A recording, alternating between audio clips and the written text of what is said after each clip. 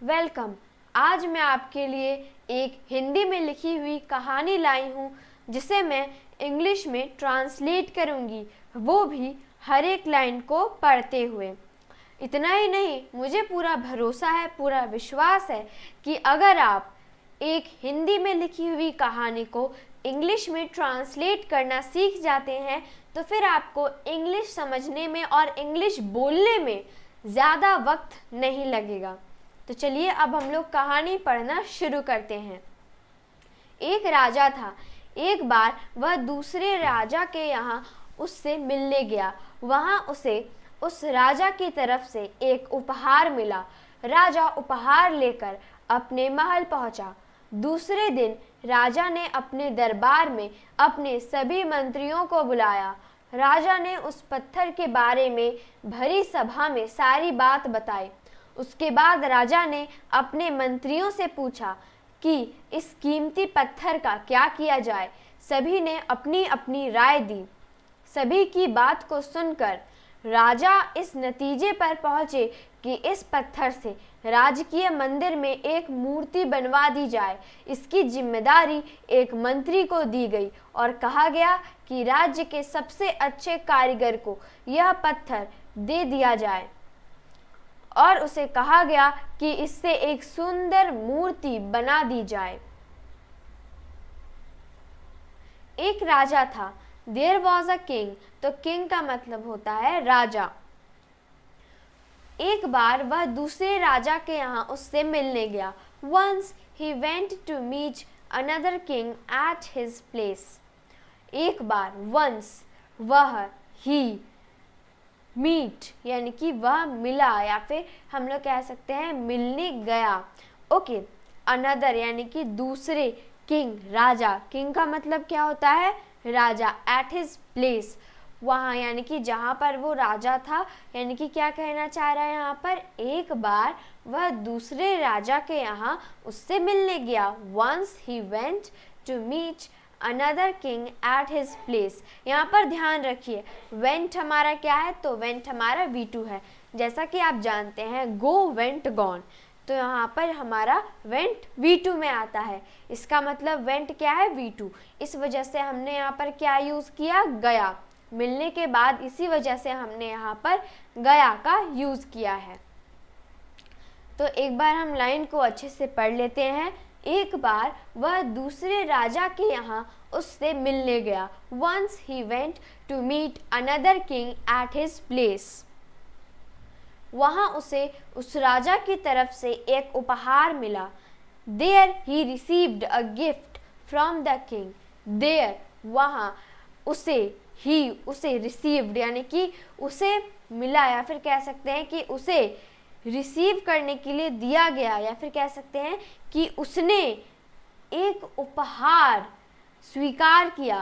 तो क्या स्वीकार किया उसने? एक उपहार, अ गिफ्ट, एक उपहार स्वीकार किया फ्रॉम द किंग यानी कि राजा से। वहाँ उसे उस राजा की तरफ से एक उपहार मिला। रिसीव्ड यहाँ पर V2 है, इसका V1 है रिसीव यानी कि स्वीकार करना। ओके, या फिर मिलना। तो यहाँ पर ध्यान रखिए कि जो रिसीव है उसका V2 है यहाँ पर हमारा रिसीव्ड। राजा उपहार लेकर अपने महल पहुंचा। The king reached his palace with the gift यानी कि जो राजा था वो उपहार लेकर अपने महल पहुंचा। यहाँ पर जो रीच्ड है वो V2 है, इसका V1 है रीच यानी कि पहुंचना। तो वो कहाँ पहुंचा? अपने पैलेस यानी कि अपने महल पहुंचा। विद द गिफ्ट, तो तोहफे के साथ वो अपने महल पहुंचा। दूसरे दिन राजा ने अपने दरबार में सभी मंत्रियों को बुलाया। The next day the king called all his ministers in his court. Next day, दूसरे दिन, द किंग कॉल्ड यानी कि जो राजा था उसने बुलाया। कॉल्ड यहाँ पर V2 है। ऑल हिज मिनिस्टर्स, उसके जो भी मंत्री थे, मंत्रीगण थे, उन सभी को राजा ने दरबार में बुलाया। तो यहाँ पर ध्यान रखिए, कोर्ट का मतलब होता है दरबार या फिर आप इसे वो वाला कोर्ट नहीं समझ लीजिएगा जिसे हम लोग कोर्ट कचहरी कहते हैं, बल्कि यहाँ पर कोर्ट का मतलब हुआ दरबार। राजा ने उस पत्थर के बारे में भरी सभा में सारी बात बताई। The king told everything about that stone in the gathering. The king यानी कि वो जो राजा था, टोल्ड, यहाँ पर टोल्ड V2 है, इसका V1 है टेल, यानी कि वो जो राजा था उसने भरी सभा में सबको उस पत्थर के बारे में बताया। उसके बाद राजा ने अपने मंत्रियों से पूछा कि इस कीमती पत्थर का क्या किया जाए। After that, the king asked his ministers what to do with this precious stone. After that, इसके बाद, after that का मतलब क्या हुआ, इसके बाद, या फिर आप चाहें तो उसके भी लगा सकते हैं, यानी कि आप उसके बाद भी लिख सकते हैं और इसके बाद भी लिख सकते हैं। The king asked यानी कि जो राजा था उसने पूछा, his ministers उसके जो मंत्रीगण थे, यानी कि उसके जो भी मंत्री थे, राजा ने अपने मंत्रियों से पूछा what to do. What to do का मतलब क्या होता है, इसे नोट कर लीजिए कि वो जो राजा थे उसने इस कीमती पत्थर के साथ क्या किया जाए, ऐसा अपने मंत्रियों से पूछा। प्रीशियस, तो प्रीशियस का मतलब होता है कीमती। ओके, प्रीशियस का मतलब क्या होता है, कीमती। ऐसे तो एक्सपेंसिव का मतलब भी कीमती होता है, लेकिन दूसरे वर्ड्स में प्रीशियस का मतलब भी कीमती, और स्टोन का मतलब होता है पत्थर। प्रीशियस का नोट कर लीजिएगा। सभी ने अपनी अपनी राय दी। Everyone gave their opinion. Opinion, opinion का मतलब होता है राय। ओपिनियन का मतलब क्या होता है, राय। और यहाँ पर क्या है, गेव, तो गेव हमारा V2 है, इसका V1 है गिव, यानी कि देना। सभी की बात को सुनकर राजा इस नतीजे पर पहुंचे।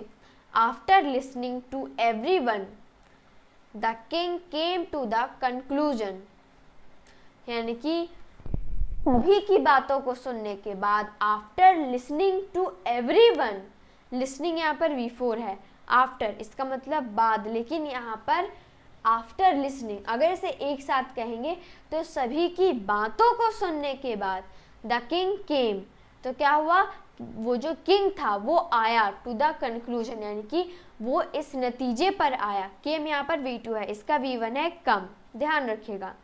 तो वो जो किंग था, वो जो राजा था, वो इस नतीजे पर पहुंचा।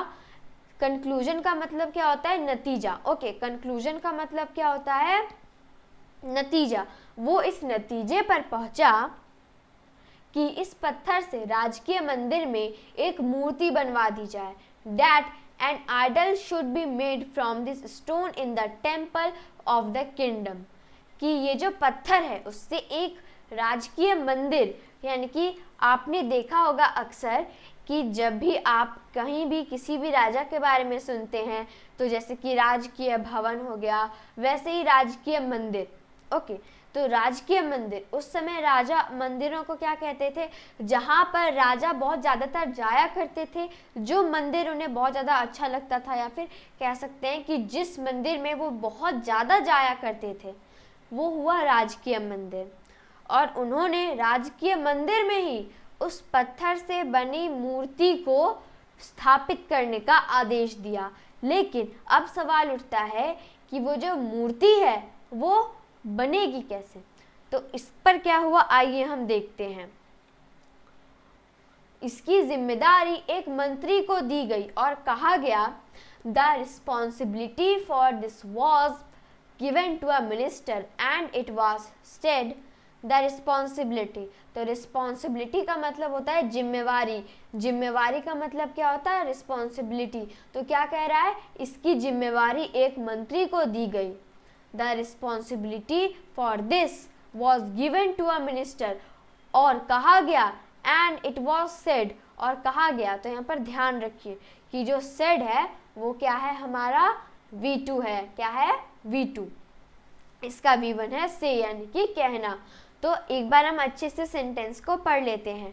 The responsibility for this was given to a minister and it was said। कि राज्य के सबसे अच्छे कारीगर को यह पत्थर दे दी जाए।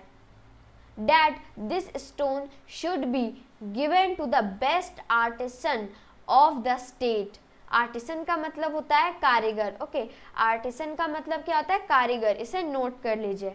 That this stone, कि ये जो पत्थर है, should be given, इसे दे दिया जाना चाहिए या फिर इसे देना चाहिए to the best artisan, यानी कि सबसे अच्छे कारीगर को, of the state. स्टेट मतलब राज्य, नोट कर लीजिए। स्टेट का मतलब होता है राज्य, यानी कि राज्य के सबसे अच्छे कारीगर को इस पत्थर से मूर्ति बनाने के लिए दे देना चाहिए और उसे कहा जाए कि इससे एक सुंदर मूर्ति बना दी जाए।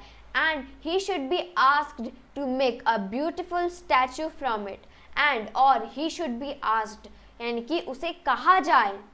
आस्क्ड यहाँ पर V2 है, इसका V1 है आस्क, यानी कि पूछना, लेकिन यहाँ पर सिचुएशन के हिसाब से यहाँ पर हमने उसे बदल दिया है और यहाँ पर उसका मतलब क्या हुआ? कहा, ओके। यानी कि आस्क का मतलब क्या होता है? कि बोलना भी होता है, या फिर हम कह सकते हैं कि किसी से कोई क्वेश्चन पूछना। आस्क का मतलब क्या होता है? किसी से कोई क्वेश्चन पूछना या फिर कुछ भी पूछना। And he should be asked, और उसे कहा गया कि इससे एक सुंदर मूर्ति बना दी जाए। To make a beautiful statue from it, okay. तो ब्यूटिफुल का मतलब क्या हुआ? सुंदर।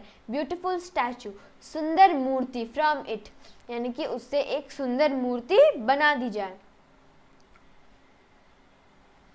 आगे की कहानी मैंने डिस्क्रिप्शन बॉक्स में दे दी है, आप लिंक को क्लिक कर डिस्क्रिप्शन बॉक्स में आगे की कहानी जान सकते हैं।